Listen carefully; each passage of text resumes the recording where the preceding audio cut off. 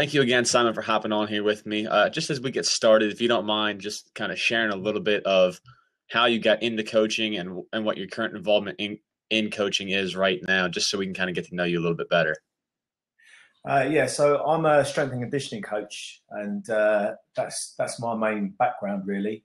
I work across loads of different sports: rugby, football, soccer, um, golf, Olympic weightlifting. I've worked with cricket, loads of different athletes, and a huge sort of variety of sports. And predominantly now, I'm tending to work with younger kids. Here in the UK, the university setup is nothing like what it is in America. All the pro clubs have academies, and all the kids, they just go pretty much, some of them from like 8 years old, go into these academies, and they go into that system. And so a lot of parents now start trying to get their kids trained to get into these academies. And that's because it wasn't something I sort of set out to do really, but I worked for a couple of teams looking after their squads. And now I'm sort of picking up a lot of individual kids that are just trying to get into academies. So that's pretty much how I got into coaching. And one of the guys, one of the conferences I went to, I learned a few of the principles of coaching that we'll probably get into a bit later. And when I found it really hard to find a lot of the resources initially, but now, that was 5 years ago.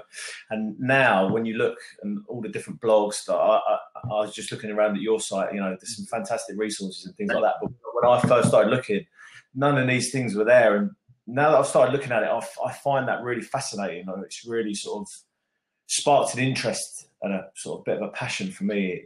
And so that's where I set up the website and just try to push my ideas out. So sometimes it feels like you're just shouting out for an open window. You're never sure if anyone's listening. So it's nice to know that there are people that do have a look at the website every now and again, not just my mum.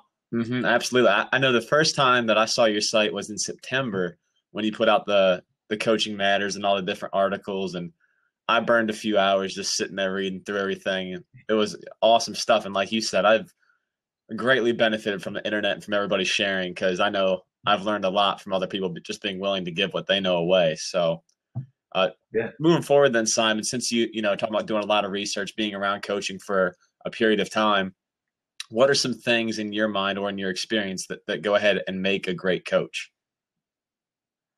Yeah, I've been having a think about that. And I suppose it depends how you define a great coach. A lot of people, and if they stand from a distance away from a team or a sport, they'll say, "Oh, that guy's a great coach," because it generally tends to work off wins and losses. And they'll say, "Oh, the guys who are really successful, they're great coaches, they're doing great things." And you hear all the wonderful things that are coming out from the program.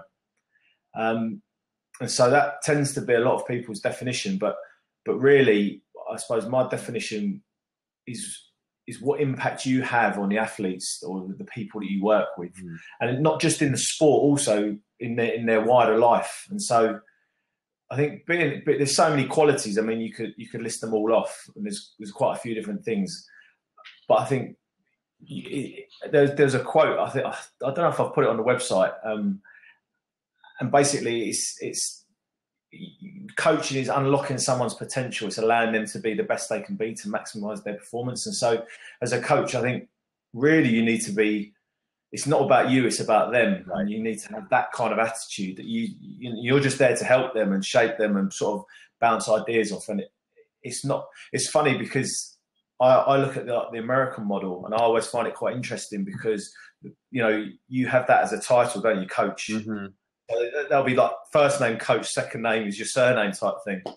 And I find that, it's quite interesting to look at the different cultures and the way that people work and do things. And so from an athlete-centered perspective, where the athlete is the most important thing, you look at that and you say, oh, it's not about the coach. But therefore, if in America, the system's set up for that, the kids expect it, or the players or the athletes expect it, that's what they're happy to work in that system. So if that works in the culture and the society that you've got, then it's not necessarily a bad thing. People say that, the coach is the main man and it shouldn't be done like that way. But if that's what the athletes expect, if that's what they're happy with, not necessarily a really bad thing. So, yeah, I think there's a lot of aspects that go into being a great coach. But one of the big things I think that I'm finding lately is consistency. It's consistency in your approach and the way that you treat people. Obviously, you have to treat different people slightly differently, but you need to do that every time. It has to be like an every time mentality, because I saw a coach developer, and he was talking about as a coach, if you let behaviours slide and you're annoyed because your athletes are turning up late to practice, or they're sloppy in a warm up, and you're observing and thinking, oh, they need to tighten that up, and you let that boil up inside you for 5 or 6 weeks, and then you erupt in a big shouting, screaming frenzy at them. Why this isn't good enough? But for the past 5 or 6 weeks, you've just let them get away with it. And so they think that that's then acceptable. Whereas if every single time you try, you coach your athletes, or you're with your athletes, and they know what to expect, and it's enforced every single time, and they know where they stand, you get much better results. And so that's something I've been working on quite a lot lately. And I think it's just understanding it's not about you, and it's about being consistent in what you do and how you do it every time. And every time, the guy called it an every time philosophy, and he equated it to training a dog. The one time you let your dog, go to the toilet in the house, and you don't do anything about it, then it thinks it's fine, or sit on the couch or whatever it is. As soon as if you start shouting and screaming at the dog, it doesn't understand, because you let it get away with it yesterday. So why now? And it's pretty similar with the athletes that you coach. So. Yeah, so I'll kind of piggyback with that. I know I sent you a list of questions, and sometimes just as we talk, I get more that come to mind. So I'll put you on the spot here quick. Yeah. So you talked about being consistent in terms of your approach and what you demand or expect from the athlete. Let's say, Coach, for you doing your strength and conditioning, that you have that standard that you have expected and it's set and it's understood, but then the athlete does come in and they're operating below the standard. What's typically your first mode of action to get that athlete to where they need to be? Where do you start? This is something I stole. I think you can look it up on YouTube, because that guy I was talking about consistency, his name's Mark Bennett. Okay. I think on Twitter he's PDS Coach. I think I have to check it. But he talks about something that we've been trying to do a lot at the rugby club, and it's the power of 3. So exactly what you said, the athlete's not performing to the behaviour, and you have to be clear with that standard as well, and say this is what we expect, because it's no good just having it in your head and like, when we turn up, you're changed, you're in the gear, you're there 5 minutes before. It's no good having those things in your head if they don't know it. So make sure they all understand the standards, and then it's the power of 3, and it's that the athlete's doing something wrong, they're late, or they're not in the right gear. So then they understand they've done something wrong because they know the standard and they correct it themselves. The second one would be one of their teammates sees that they're doing something wrong, and they tell them, so listen, come on, this is not good enough. You know what we're supposed to be wearing, what time we start. And then the third one would be that the coach has to intervene and say to the players, what's going on here? And they know there's a real problem. If it comes to the coach saying something to them, then they know that's a really big problem. They know they've missed out on the first 2 steps. So you have to set the standard, let them know about this little rule. You've got to know what you're doing. If you make a mistake or you're not doing it properly, you need to pull your socks up. If not, one of your teammates needs to do it. And if I have to step in, then there's a real problem. And it's something we've been trying to do. And it takes a little while. And again, you've got to be really consistent with it. And so let's just say, for example, one of the boys is just consistently in the wrong gear. He's got the wrong boots. So you sort of let it go the first week, and then the second week, if none of the other boys are picked up, say, right, I just tend to say to them, right, what are our rules here? And they say, okay, we've got to be in long studs 5 minutes before. Okay, have we all done that today? No. So next time we've got to make it better. Everyone's got to be on the same page, and it's just, again, then just being consistent every single week, every single time. Yeah. And it sort of becomes self-policing, and you generally don't even need to then start to say things, but you just got, not shout and scream. Well, personally, that's just my personal way. I don't like to shout and scream, and so eventually they start to self-police, and for some of them it's quite a hard thing to do, because they've never had coaches treat them like that. They've never given them the space. They've been told what to do, where to be, what to be wearing, and all the rest of it. And so sometimes they hate it to begin with, but then once they get used to it, then they sort of quickly. Yeah. And then I'll follow that up with another kind of impromptu question. Let's say that that you have the standard set for in terms of how the athlete is to be playing in terms of intensity or focus. And so it's not necessarily something that is like visible, like, they're wearing the wrong gear or anything like that, but something that's more internal for that athlete where they think that they're going hard enough, but you as the coach understand that it's your job to grow them and elevate them. So how do you get them to accept a higher standard for themselves or elevate their standard to wherever yours is? Yeah, I mean, one of the things that we did for that is, for example, when we're in the gym once, you can have bar speed trackers. Mm-hmm. And so if they're not moving the bar fast enough, then literally we have the tracker on. And that's a really good way of doing implicit learning, mm-hmm. is that you just put the bar speed tracker on and say, right, okay, we want max intensity, we want max speed, velocity, we want the bar moving as fast as possible. And so you can see some of the boys don't. Sometimes as well with it is, do they truly understand what you're asking of them? Mm-hmm. And so the really simple way is to just get them on a bar and just start reading out the numbers. And you've got two guys squatting and one of them's doing 0.6, 0.6, and the other one's doing 0.3, 0.3. And the 0.3 starts looking across, and then they work it out for themselves. So that's one way of getting the intensity, or, measuring their speed and just saying, okay, we want max velocity sprints. Mm-hmm. Quickest way to get some intensity there is to put a bit of competition on it and give them some feedback with the numbers. Right. And then I suppose the other side to that would be if you were talking in terms of mental attitude and application, focusing on what they're going to do in the warm-up. And again, that tends to come from consistency and just trying to get the group working together and get the group to self-police. And if people are having a chit-chat, I tend to let it happen and then at the end say, right, okay, lads, 1 out of 10, 1 to 10, how would you rate that in terms of mental focus? And if they start saying 6 or 7, so I say, oh, okay, 6 or 7. Is a 6 or 7 3 guys sitting there chatting about what they were doing last night? Would you rate that as a 6 or 7? And then they straight away they start to understand, that they're not where they need to be. And so try to use questions rather than digging them out. Another one that someone said to me was quite good was, you've got one chance to really dig someone out, to really lay the marker down on someone and shout and scream and stomp your feet. You've got one chance to do that. Once you've done that, you'll lose all the impact and all the effect every time thereafter until it just becomes white noise and they're not really that bothered. And so what he said, the guy who told me, he said that he started to implement that. Someone had told him and he's like, okay, I'm going to try and use that. And what happened was, every time he wanted to do it, he was thinking, well, it's not that bad. I've got one chance. I'm just going to say. He said, what you find is that you never actually end up going there, and you find out that you don't need to go there. And but if then you ever do, then they know there's a massive, massive problem. If you start shouting and screaming and stomping your feet, then they know that something's really badly wrong, and they really need to sort themselves out. Mm-hmm. But I see a lot of coaches do that a lot, and they shout and they scream. Really get in their athletes' faces, and you can just see the athletes just turn off. They're like, he's off again, and they're all looking at their feet. No one's listening to anything he's saying, and it just has zero impact on them. So in terms of that, it's just trying to get the group, personally, it's just trying to get the group to self-police and to understand what's required of them, and being fair and giving them examples, like I said as well. What do we think a really good warm-up looks like in terms of mental preparation, and asking them and getting them to give you their feedback. And then if they're not quite getting it, say, okay, pull them up a little bit. Say, okay, so if you turn up for the warm-up and you still haven't tied your boots up, is that acceptable?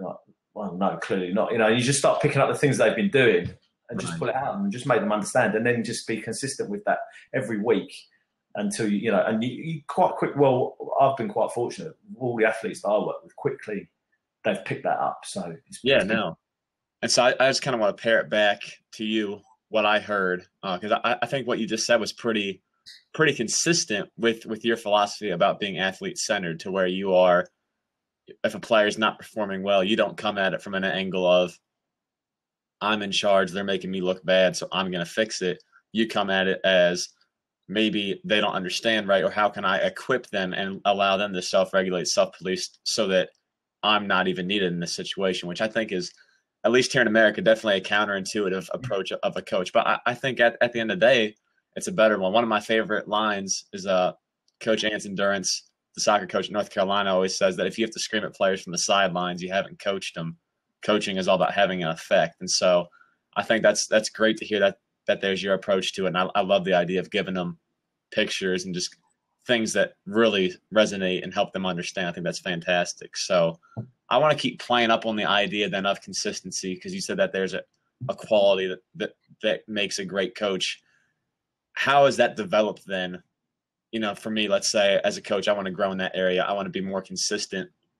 How do I grow in that area? Is it just a decision to do it more, or are there steps I can take to make that happen? Yeah, I think yeah. It's funny actually. At the moment, what I've done is I've taken a Word document. I'm chucking everything in there that I find good and useful. Mm-hmm. And so all the the little quotes, like that little quote about it's maximising someone's potential, is unlocking their potential to perform well.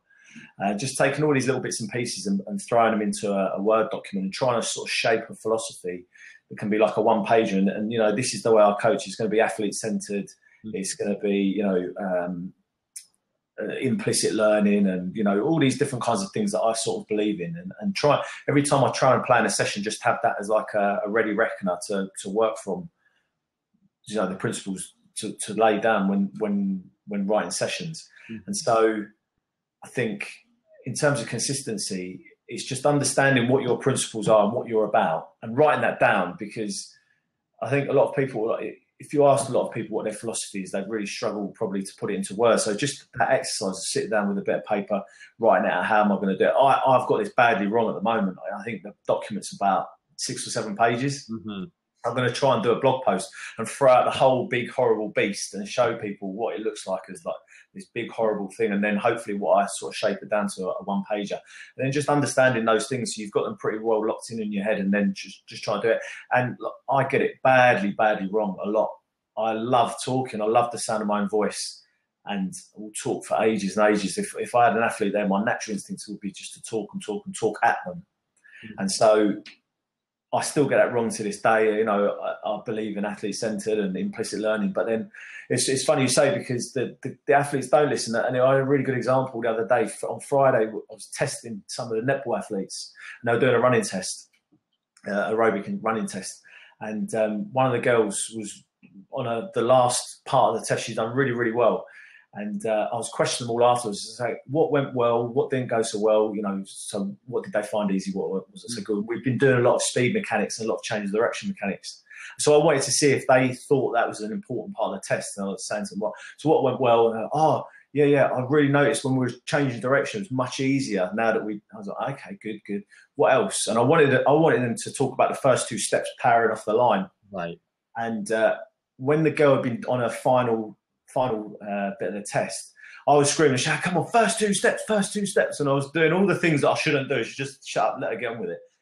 And then, so I said to her, okay, Millie, what was I shouting at you on that last bit of the test? And she just looked at me and said, I didn't hear anything. She was working so hard, and she was just in such a world of hurt. She didn't hear anything I said. And so it's funny that aspect of it, because a lot of coaches do scream and shout from the sidelines, but in that cauldron of competition, most of the athletes, they can't even hear what you're saying, and if they can physically hear, they've got too many other things going on to digest it. Sure. So I think I've wandered off track a little bit there, but in terms of, I think it was the question, what things can people do to be more consistent? Yeah, I think what I'd say is, get a written understanding of what your philosophy is, and also what you want your sessions to look like. Mm-hmm. And try and apply it again. It's just be consistent and do that every time. So I want the athletes. I want them active within 2 minutes of the session starting. I want them active within 2 minutes. There'll be general principles that I want it to be predominantly implicit and constraints led, and then always try to look at that ready reckoner when I'm working out a session. Just always having those things in my head.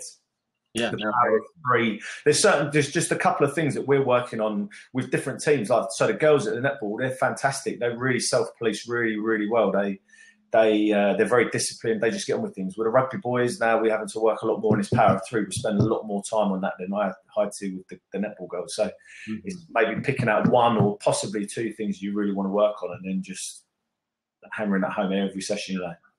I really like the idea of writing down what the ideal session would look like. That's something I'm going to have to make happen tonight, because I have the philosophy down on paper, but I've not sat down and written out what I want my sessions to look like. I have it up here, but then again, it's harder to stay on track that way.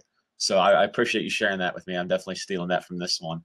Yeah, and just in general principles as well, because you can't be too specific. Right. there was quite a good one. Have you ever heard of a coach called Dan John? I don't think so. Okay, so he's an athletics coach, and he had 3 questions that he asked every coach, and he's what makes a team successful in your sport? Do the players know it, and do you do it every session? And so it's really interesting because I've done this a few times and spoken to other coaches that are, okay, so what's the keys to success in your rugby team, in your league? And they're like, so you've got to have a strong set piece, a strong scrummage. You need good basic handling skills and fitness. And they say, right, so do the players know that? And they're like, oh, yeah, probably. So then you ask a few of the players, and they come out with 15 different things, none of them what the coach has said. And then do you do that every single session? Do you focus on your set piece, your handling skills, and your fitness? To some, might be in different emphasis, but do you do that every single session? And I think that's quite a good little thing. It's just a simple way of trying to plan your sessions effectively. That's three quite simple questions. I love it. Thank you for that. Thank you. I really like that. So 2 of the words that you threw out there as you were talking about what you believe in, what's part of your coaching philosophy, was implicit learning and a constraints-led approach. And so I do want to dive into that because that, again, that's been something that I've kind of changed about my coaching philosophy. Again, that's not very popular, at least in American basketball. It's very much coach-led, very much coach-directed.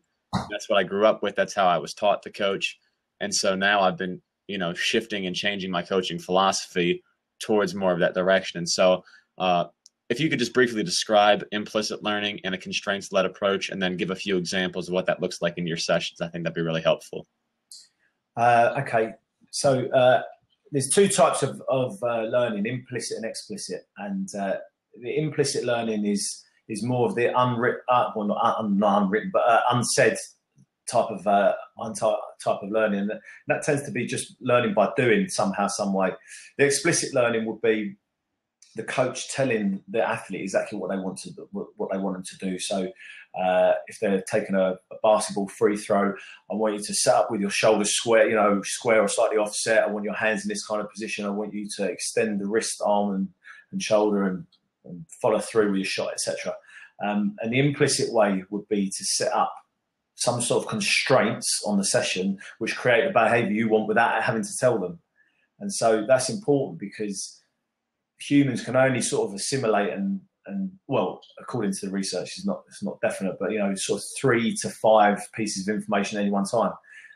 Probably for someone like me, it's probably 1 or 2. Like someone gives you directions and they say, down the end of the road, turn left, first right, second. And I've lost, after they've said the second thing, I've totally stopped listening. And so implicit learning is more about setting up the constraints, and you can affect either the player themselves, the task you give them, or the environment in some way to create the behaviour that you want.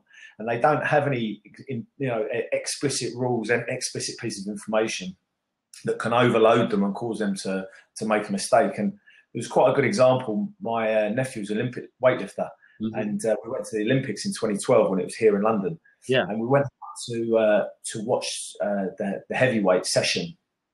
And the Korean lifter, he missed his first 2 lifts, and if he missed the 3rd one, he was out of the competition.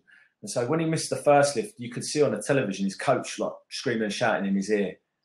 And then he missed the 2nd one, so the pressure's really on now. It's really cranked up. And so the coach, we could see what he was doing. The guy wasn't completing his first pull properly. And the coach was talking him through it. So you could see the guy came out, he's set up for the lift, and he's thinking, keep the back flat and extend through the knees. And he was thinking all these things that the coach had been telling him. And he got the barbell to his hips, and he totally forgot to lift it. He's been thinking about so many things. He actually forgot to put any intent. So and you see it a lot in Olympic weightlifting. They're thinking so many technical things that they get the bar halfway up and they've forgotten to lift it. And so he pulled out of the Olympics because of that, that overload of information. Yeah. And so that's the real challenge then, is trying to come up with constraints that will try and get the behaviour you think it's going to have.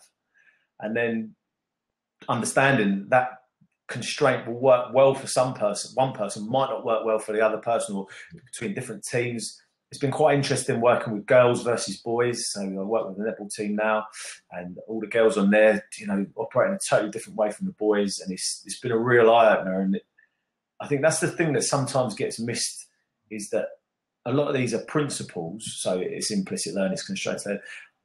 And the way in which you do it is very much dependent. And this is something else. There's a guy on Twitter called Martin Toms, Dr. Martin Toms. And he talks about the biological, the psychological, and the sociological aspects of anything that you do. And so, like strength and conditioning coach, we're just ticking off that biological all the time, and to a certain extent, the psychological as well.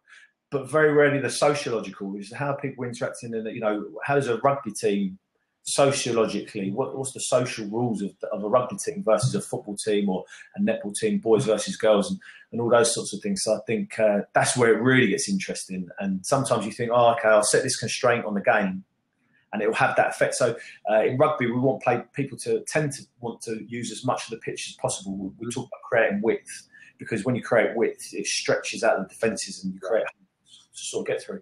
And so I was talking to, I saw that you had a video of Mark Upton. Mm-hmm. I was talking to Mark about it, and he was saying that they were experimenting with a lot of these things in hockey. And they found that when they made the pitch really wide, actually it created gameplay that was quite narrow. It was a totally counterintuitive thing. And so, with that team, that was just the way that they had tactically been prepared, sociologically, psychologically. For them, it actually didn't get the desired behaviour. So then they had to think of other things and play around with the constraints. And so quite often it's a real trial and error method. It's quite difficult to do, because you think, I've come up with this fantastic constraint. This will definitely get what I want. And then you get nothing like it. You get something that's the total opposite. And so it can be a really good challenge, yeah. And then, so one of the questions I'll ask you then, in terms of that constraints-led approach, is that generally for a tactical aspect of sport or for a technical, or does it not matter? I don't think it matters. Personally, I don't think it matters, because we tend to use it with everything as much as possible.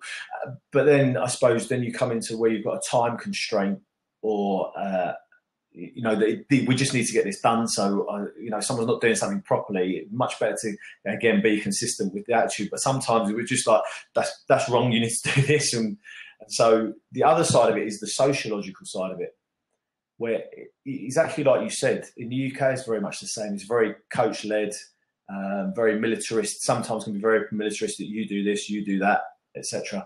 And so I was talking to one of my friends who works in a professional football team over here, and we were talking about this move towards a more autonomous type of athlete-led environment. And the very first time that he did it, it was a professional soccer club, and he said to the boys, okay, you got the first 20 minutes of the session of yours.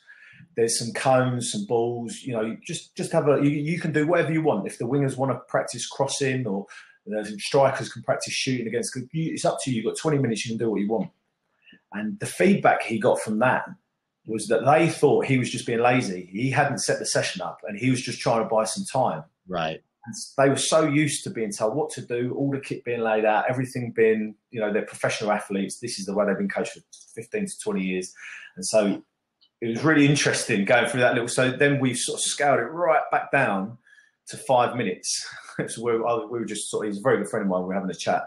And so we scaled it back down to 5 minutes, and he started building it up in little tiny increments until they could pretty much run their whole warm up themselves, and they were used to doing things themselves. But it took a long time. It took 6 months to get to that stage where they were happy doing it. They were understanding of it, and so it can be quite interesting in implementation. You've got all this huge body of research, and it's fantastic, and we should all be doing this kind of thing.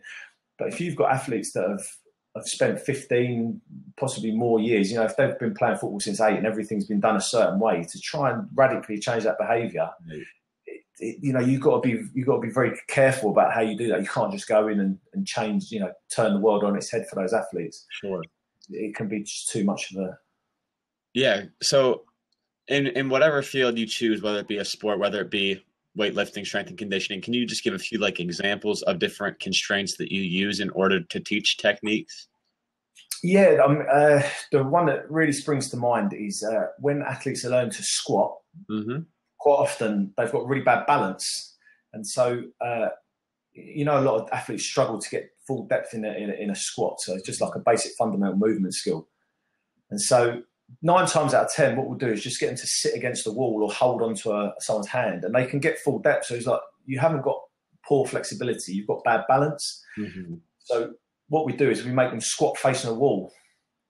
And so the wall stops, the wall, as they're squatting, it stops them from bending over too much. And so it teaches them to be able to squat properly. And so you don't say anything to them, because if they lean forward, they're going to headbutt the wall and it'll hurt. So I don't even say to them, don't headbutt the wall.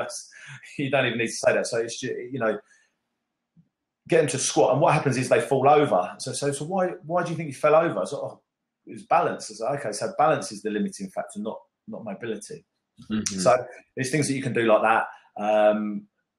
One of the ones we had the netball girls doing was they're doing wall drills where they're leaning against the wall and they're learning to get knee drive. Mm-hmm. So literally get someone to put their hand there and say, go on, smash into, make a slapping noise on my hand. So they're leaning across, put the hand in front, and just get them to punch their knee into your hand.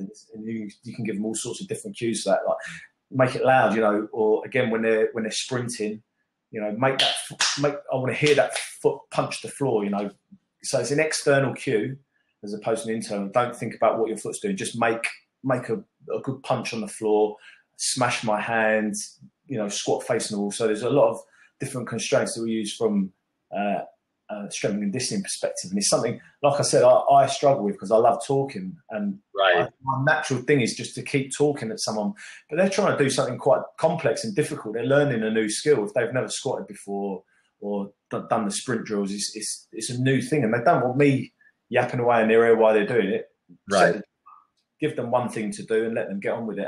And understand they're going to make mistakes. I always say to them as well, look, you're going to make mistakes. It's not going to be polished and perfect the first time. So just get stuck in, have a few goes, and we'll move on to something else. We don't let them dwell on it too much. Mm-hmm. So there's some of the ones. I'd tell you what quite a good one is for games is secret rules. Okay. So what I did with the rugby boys was in rugby, there's one of the things is having your hands up ready for a pass. Mm-hmm.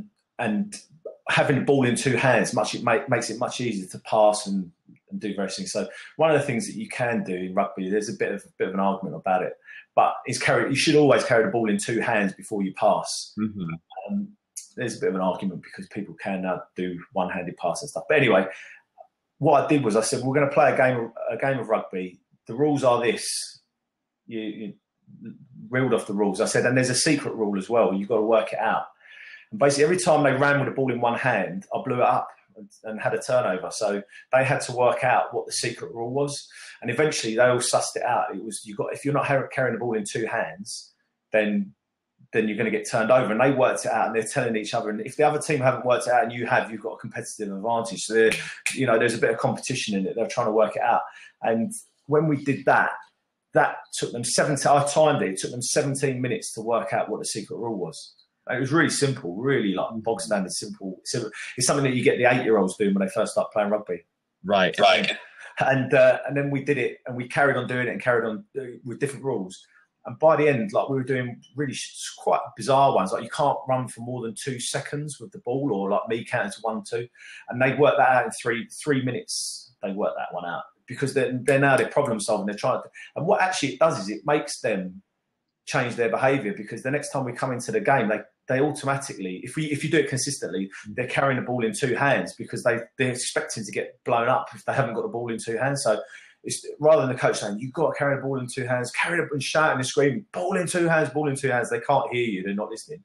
If they get turned over or they lose points because they're not carrying the ball in two hands, then that has a real significant impact on changing their behaviour and getting what you want. So that's some of the examples of some of the ones that we've used. Yeah, I think those are all very cool and very, very informative. So then my next question is, let's go with like the secret rules. After that game of rugby is over and they figure out the secret rule, is that it for it, or do you bring them in? Do you kind of debrief the drill and teach them? No, I wouldn't really teach. But what we do is that, so for example, the 17-minute game, that was the very first time I'd ever done it. Mm-hmm. So every 3 minutes they're having a break. So we stop the game every 3 minutes. Okay, get into your teams. You've got 30 seconds. What's going well? What's not going well? What's the secret rule? So they have a little chat. Then I go across, sort of flip between the two teams, or sometimes we have 4 teams because we have 2 games going on to make it small-sided. Hmm. And it's just I'm earwigging, like, what's going well. I'm trying to hear what they think going well, versus what I think's going well. And then, have they worked out the secret rule? And they were like making some horrible guesses to begin with, but because they weren't used to it, they'd never ever come across that before. And so the more we did it, the more they got used to it. And so now if we do something like that, we'll play 3 minutes. If generally they work out the secret rule that time, then we'll put another one in. So we say, okay, still ball in two hands, still can't run with the ball for more than 2 seconds. There's another one, you've got to work it out. Let's go into that, or we might change the game. So it sort of depends what happens in front of you. That one, I think most coaches would have probably got a bit frustrated with that the first time. I was prepared to let that go. I had 20 minutes for that warm-up at that time. We were just doing it as a warm-up. I was prepared to let it go for 20 minutes. And if they didn't work the secret rule out, I wasn't even going to tell them. We were just going to come back to it. So just be prepared to let that be really messy and horrible, for them to be a bit frustrated and to come away wanting to know what it was, wanting to get it right. So, yeah, it sort of depends, really. And then how does that transfer skill to a game? Yeah, that's the really hard thing to tell, because at the moment we don't video all our games, so it's really quite different. And we're having a huge turnover of players at the moment, so it's really difficult to measure retention and transfer at the moment for the rugby boys. But just in terms of watching them training in practice, it's totally subjective, but I'd say it has got quite a lot, because you can hear them saying, "Come on, ball in two hands," and they're trying to preempt the rules, and so I personally think there has been a significant sort of retention of it. It's always checking it out. The important time is the game, really. That's when you really need to know that they've done it, and that's the really difficult thing to do at the moment. And because we're just having a huge churn of personnel at the moment for injuries and unavailability and stuff, so it's a little bit difficult. That's one thing that I really need to sharpen up is how well is it transferring to the game. And so then I'm going to kind of ask a similar question about like the squatting exercise where they're against the wall. I have 2 questions about that. First, are there like toes on the wall? Like they're No. It would depend, because you want to be as close to the wall as you possibly can. Most people end up like a couple of inches, their toes a couple of inches from the wall, sort of 3 inches or something like that. And then it will sort of depend on how bad they are. And I might say to someone, take a half a step back. No, actually, you need to get a little bit closer. So It sort of depends. And then at what point do you stop having them squat against the wall and bring them off the wall to a normal squat? How does that transfer work? How does that progression happen? Yeah, we'd do it in the same session. So we get squatting facing the wall, and then come away and free squat. Okay. And this is another thing that we always do, is we always get them working in pairs. Mm-hmm. One's coaching and one's working. And so we were saying to the one that's coaching, like, okay, just have a look, what's going well, what's not going so well. Give them a little bit of feedback, and just watch someone do it. So if you're watching someone that's doing it really well, it gives you a good idea of what it kind of looks like for you when you need to be doing it.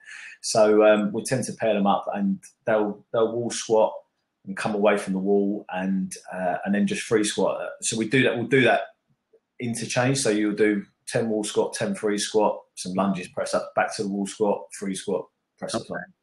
So again, it will depend a little bit, because that might be the girls at netball doing it as part of the warm-up as their fundamental movement skills before they play, or it might be some of the rugby boys just reinforcing some patterning before they barbell squat, or how good or how bad they are. I mean, most of them, the girls did pretty well. I mean, most of them now can free squat normally within 3 to 4 weeks, just consistently doing it. Right. But it depends on the person as well. Some people pick stuff up really quickly, really easily, and other people it takes a little bit longer. So right. I like the idea how you talked there about having them in pairs and having one of them coach the other, because that definitely can enhance learning. Do you end up giving that coach cues as to what to look for, or do you just turn them loose and let them figure it out? At the moment, I just try and give them 1 or 2 things to focus on, and they hate it. Don't get me wrong; most of them really don't like it. And when we first started doing it at the rugby club, they hated it, because they're like, well, some of them didn't know each other.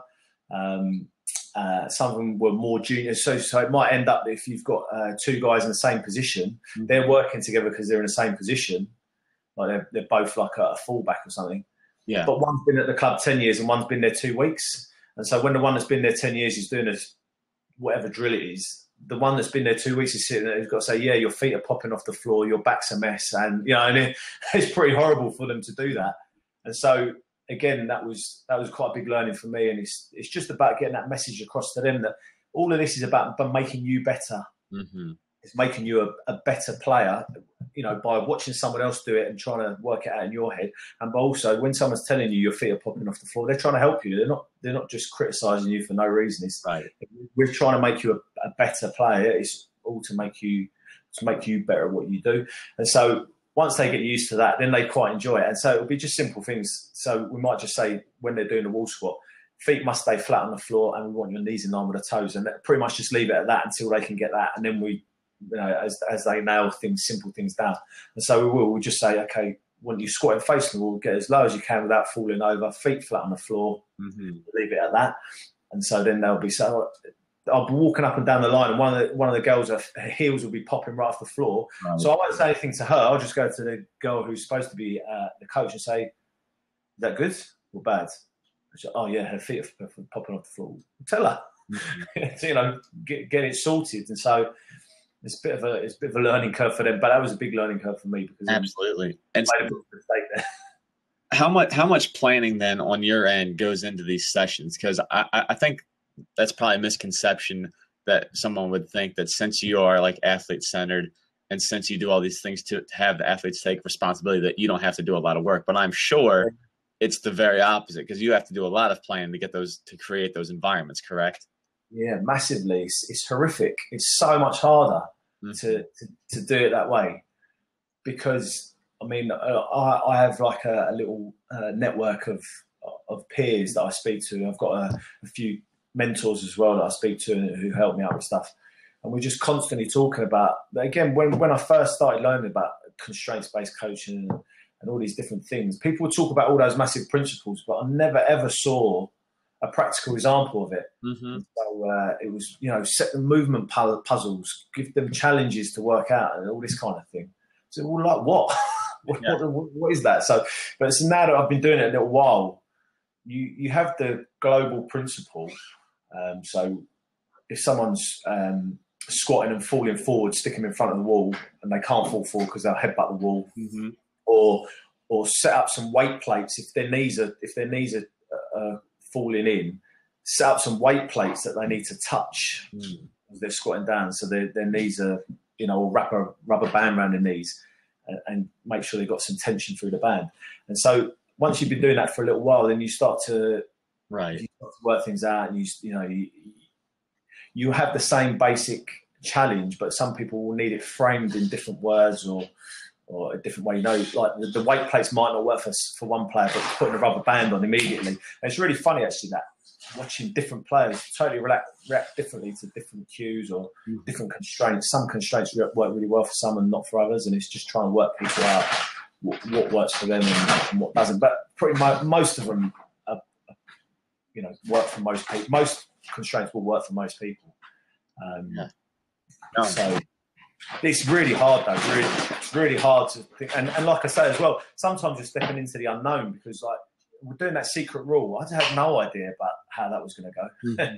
So we just had to sort of tough it out and just have a go and see what happened and how that would work. And actually, I think that worked really well, because they're constantly talking about that. If we're playing a game, like, come on, 2 hands on the ball, make sure you offload quickly. They're talking about. They always talk. And then if we play a normal game, then they're running up and saying, "Hey, can we do one hand offloads?" Yeah. You can, they're always asking, "What can we do this? What about that?" And they are problem solving. They are reacting to those challenges. So. Yeah, no, that's all. I love it. I think that's all very fantastic stuff, and this has been great for me to learn. So I have a handful now of questions just as we wrap up. Are you doing all right time-wise, Coach? Yeah. I'm cool. Yeah, as long as you want. Yeah. What time is it over there for you right now? 10 to 8. Okay. So I'm sitting at 2:50 in the afternoon, so it's not that. Yeah. No, I'm fine. It's I haven't got any coaching tonight, so yeah. Awesome. But the rest of the week I'm out every night, so this was the only night I could do it. Yeah, well, I really appreciate again you giving me your time. So diving in here then to a handful of questions. the very first one I have for you, simply, why do you coach? Yeah, I just really love working with other people. I like seeing other people improve, and the reason that I do it is to see other people do well. I was living vicariously through them. I wasn't a very good athlete, so I like to see other people do. I genuinely like to see other people do well, and I can get a bit of vicarious pleasure out of that, really. So I genuinely do that because I want to see other people do well. Yeah. Awesome. And then the second question I have, and I think you probably gave a big window into this answer already, but how does it feel to be coached by you from like the perspective of one of your athletes? Yeah, I'd love to know that. I'd really love to know what that, because I always say, I've been saying it for about 5 or 6 years now. Like, how was it? How did you find it? Oh yeah, it's really good. Yeah, I'm really enjoying it. And you don't really learn anything from that. You only learn when someone says, listen, that session was terrible. You were 5 minutes late. The sequencing didn't work. That exercise was really poorly planned. There was too many people. And so they're the things that you need to hear. And like, people are really unwilling to say it. So I'll tell you one thing as well is that, it's not a GoPro, but it was a really cheap camera. I started putting a camera on myself when I was coaching, and it gives you a really different understanding. You've got a mental picture of what you're saying, how you're acting, the thing, how much you're talking, the cues you're giving, how often you're giving them, and then you watch yourself back on film. You're like, that is not that is not how I remembered it at all. And so that's a really valuable thing. I couldn't really. You'd have to ask some of my athletes what it's like to be coached by me. But hopefully they have a bit of a laugh. Hopefully it's enjoyable. That's something that's quite important to me. I don't like it to be. I wouldn't enjoy it if it was just turn up and grinding through something. Obviously they have to work hard, but they can have a little. If they do work hard, they can have a little bit of fun as well. But yeah, video yourself, because that's a really big eye. I know that one thing I started doing, because I've got like a little microphone that hooks up to my phone, so I always record the audio, because I have to drive 35 to 40 minutes to the gym that I work at. So I just listen to myself on the way back home and kind of evaluate, am I asking questions? Am I talking too much? Am I giving chances for implicit learning? All those different things. But then, I recently did get a camera. And so the purpose of me getting the camera is just to record some of the drills and activities that I use and then share them with other coaches. But then through that, I'm watching my body language and how I'm operating when I'm coaching. I'm thinking, geez, a lot of things about this, I kind of need to tune up. So that's definitely a very helpful exercise. Yeah, it's really good. Yeah. Very much so. What is, I think a good way to phrase this, because I think you already have answered it throughout the interview, but just finish the sentence for me. Coaching is? Yeah, I'd nick someone else's words, because I've never had an original thought in my life. I'd say it's unlocking someone else's potential. That's coaching. And I'm going to stretch that just a little further then. How do you get that athlete to see that potential in themselves that you see, but they may not see? Show them. And that could be someone else on the team, or it could be another athlete on in a similar sport. Someone that came from their school and did very well. I know when my nephew was weightlifting, he would watch a lot of lifters on YouTube, and his total attitude was, well, if he can snatch 140, why can't I? And he would just, every time he'd go to the gym, he would be a little bit stronger, because he was 16 at the time, and he'd lift weights and get a little bit stronger. And he was like, well, why wouldn't I be able to do that? There's someone else can. It's like the whole thing with a 4-minute mile, wasn't it? So exactly. I think just showing someone that it's possible. Really. Absolutely. So I'll keep stretching it a little bit more here. You have a pretty good following online, obviously. Like we talked about, you have the Coaching Matters, and so for where you are today in your coaching career, in your line of work, what are 3 things that you have done that have been most influential to getting you to where you are? Funny, I was talking about this the other day. When I first started coaching, I knew a coach who was the head strength and conditioning coach at a Premiership rugby team. Very, very successful coach. Been in the game a hell of a long time. Really, really good guy. And he said to me, come over, anytime you want to come over and have a look. So I'd go over there a lot, and I was really pestering. I was really working the angle to try and get a job. I was, I'll work for free, just want to be in the environment.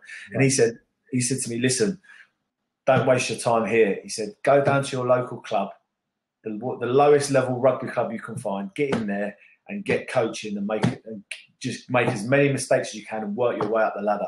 And that was what he'd done. And you know, at the time, I really hated hearing it. I was like, God, you know, I've known him for ages. He likes me. I like him. You know, why can't I? You know, I was really got upset about it. And so I went to this local club down the road from me. And when I think about what I did in those sessions, it's like, you know, it's sort of cringeworthy. Mm-hmm. To be fair, some of the things I did last week are cringeworthy, but it was like really horrifically bad. And so I went down there, made like a boatload of mistakes, but I was pretty much the only guy. There was me and one other guy, so it was like right in the deep end. A lot of coaching, coaching, you know, every day, doing a hell of a lot of coaching. And off the back of that, a local club 3 leagues higher heard about me and said, "Oh, listen, you know, can you come in and fill in and do a little bit of fitness stuff with our boys?" Yeah, fine. So in the end, I ended up moving up sort of 8 leagues. So I went from it was level 8 to level 1, or not level 1, level 8 to level 3 in rugby. So worked right the way up the ladder, and it was just through getting out. It was you know, you reflect back on it now, and he was the best. And he was a little bit older than most. He'd had a career in the RAF and had been a very successful Olympic weightlifter and rugby league player, and he was a bit older and wiser than most other coaches who would have thought, "Oh, brilliant! I've got a little gopher." Mm-hmm. And he did the right thing by me. He could have had like someone working for free who would come over and, you know, bent over backwards to do anything I could. And he did the right thing for me. And he was like, "No, you need to learn, get out, get coaching, get in somewhere where you'll have a lot of influence over what happens." And he knew that I'd make loads of mistakes and hopefully learn by them. So hopefully I did. So I'd say that was really the big one that was the massive one that got me to where I am now. Mm-hmm. And then, so yeah, to be honest, I think there's not much more than that. Just get out and get whatever it is that you want to do. If you want to be a good swimmer, you've got to get out and start swimming or running, or, you know, if you want to be a good coach, you've got to get out and do a fair bit of coaching and be prepared to make mistakes as well. I put a thing that was on the latest Coaching Matters. So it was, don't let perfection get in the way of good enough. Mm-hmm. And, you know, like sometimes people are really scared to do anything unless it's absolutely perfect, and they want every session to run. It's never going to happen in a million years, and you're not going to learn anything. If you go out there and everything went absolutely perfectly, you'd never learn anything from that. So just get stuck in and get in at a level that it doesn't really matter. Right. So they want kids, because I think, you know, you've got to be careful what you're doing with kids. You want to make sure that they're getting the best they can. So they were senior men and they were bottom of the league. They hadn't got a coach. They just, you know, anything was better than nothing for them. And so they really enjoyed it. They liked it. But, you know, self-reflecting, I didn't think it was good enough. Made some improvements, which, you know, if I'd have gone into that top club and actually I'd been asked to coach a session on my own, I would have fallen flat on my face, because those full-time professional athletes would have seen straight through me and laughed me out the door. Whereas now, you know, you feel like you're a bit more prepared to do things like that. I love it. That's fantastic. I kind of resonate with that. I know I was in high school and I knew that I wanted to start coaching. So my high school team would practice in like late in the evening. So I'd just stay after school and help with the middle school teams and just do anything I could to be around. And it was very beneficial for me, for sure. So I love that. Next question I have for you, Coach, is what is the best advice that you've ever been given?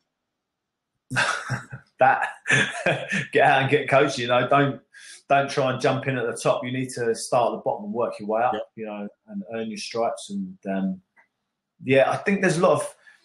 I think in strength and conditioning, everyone nowadays, you get like 21-year-old kids who come out of university, and they want to go straight off and get an internship at a professional club, and they want to be working at elite level straight away. Mm. You know, like some of those kids, they could be, you know, let's just say they had a year or two and they were 22, 23. They're dealing with like sometimes 33-year-old athletes who have travelled the world, have had 5 or 6 strength and conditioning coaches previously, got huge training history under their belt.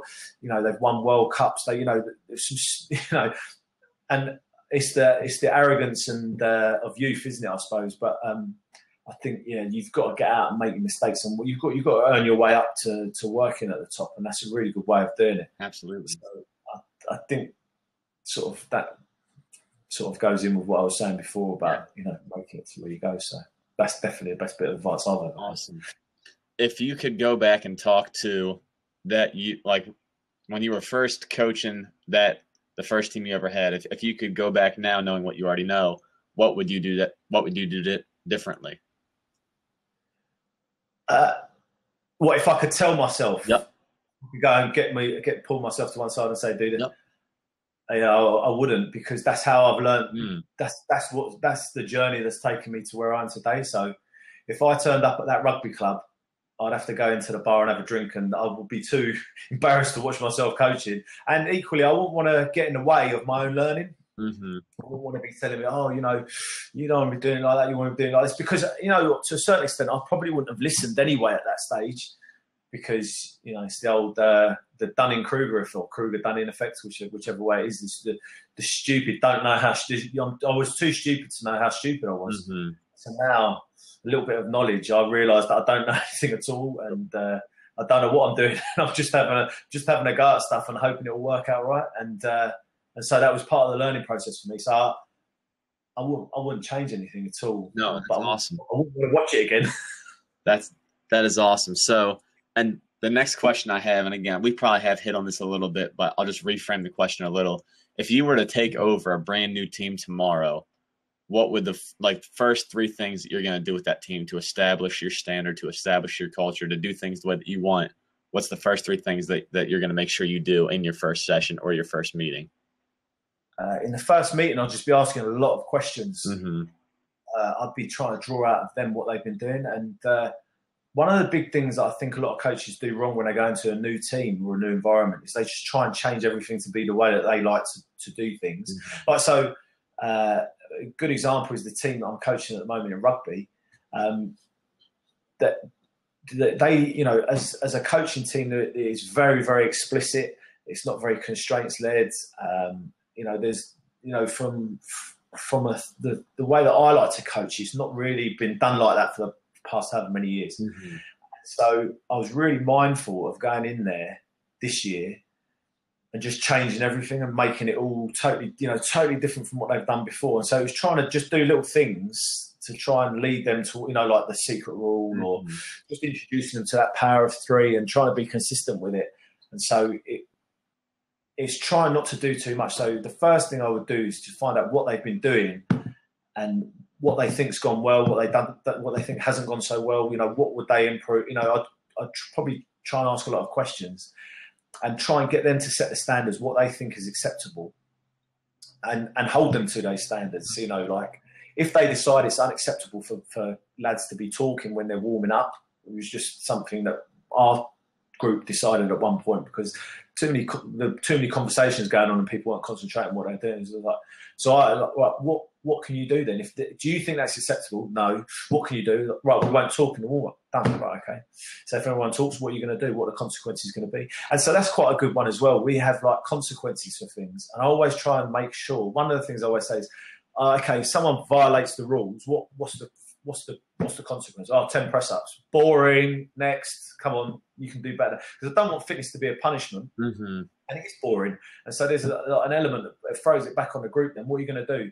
So they just couldn't get it. They won't have anything. So when we were doing some stuff, I just said, right, okay, if you muck this up, or if you're the loser on this, you've got to tell a joke. So you've got to stand in front of the group and tell a joke. Or you've got to sing a song, or they've got to do a dance, and then the group can nominate the dance. No one wants to end up being the person that has to tell the joke, or whatever it is.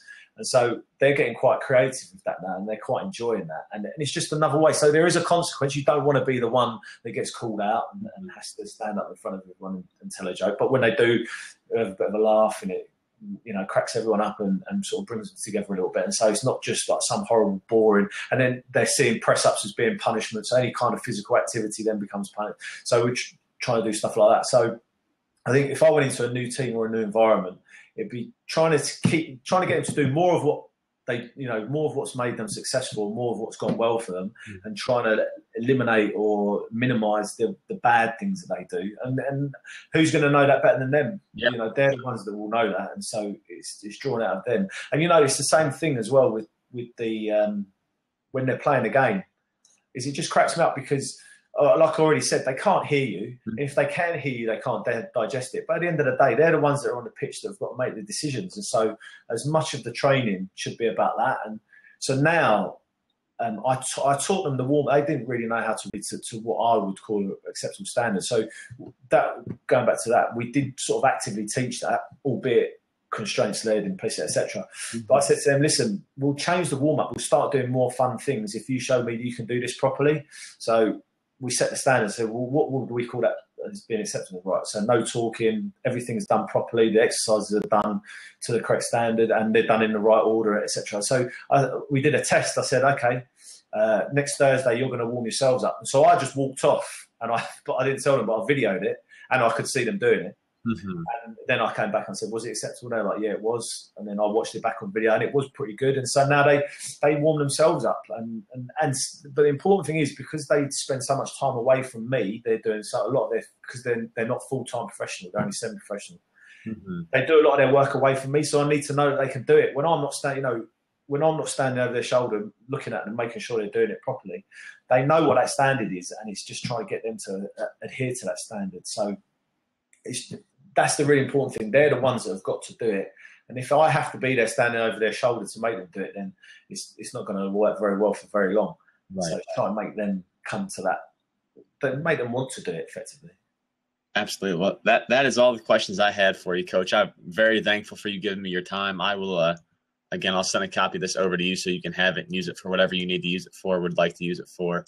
I know I learned a ton. I'll also go back through and I'll take like little notes of it, kind of like a little quick hitter of everything that you and I talked about, so you can have that as well and share it with anybody that you would like to. So thanks very much. Yeah, I've really enjoyed it. It's good. Thanks. Pleasure. Yep. Best of luck with everything else you have going on.